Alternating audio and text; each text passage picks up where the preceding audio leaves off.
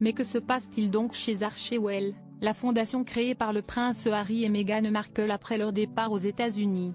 Depuis quelques mois, les départs s'enchaînent. Après Mandana Dayani, la présidente de leur organisation, début décembre, 2 personnes de leur entourage proche viennent d'annoncer qu'ils quittaient également le navire. Ben Browning, directeur des contenus internationaux, et Farah Taylor, directrice du marketing.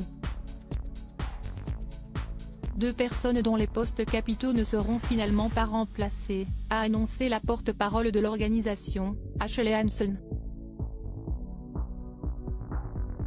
Ils ont dépassé les attentes que nous avions en eux et largement fait leurs preuves, a-t-elle expliqué, avant d'ajouter que les 2 collaborateurs avaient joué un rôle capital pour aider à raconter les histoires du duc et de la duchesse à l'étranger.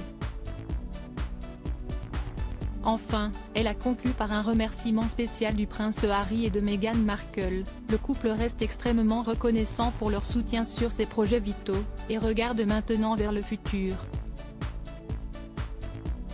Le silence des 2 collaborateurs a cependant intrigué les journaux britanniques et américains. Pourquoi 2 départs si importants juste après la sortie du documentaire de Netflix et des mémoires du prince Harry, 2 projets importants mais si polémiques du couple?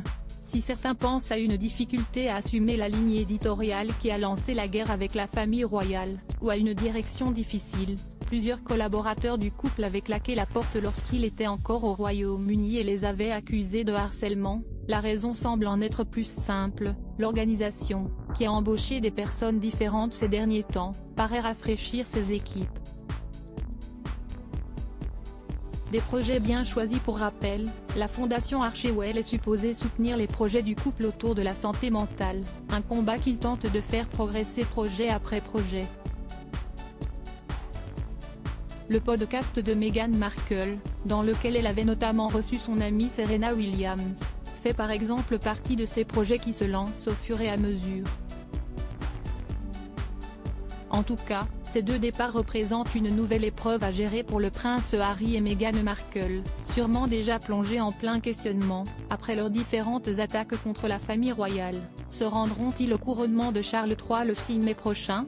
Organisé le jour des 4 ans de leur fils aîné Archie, celui-ci devrait être une réunion de famille tendue. Si l'on murmure que le roi voudrait absolument son cadet à ses côtés, le prince William quant à lui, y serait opposé.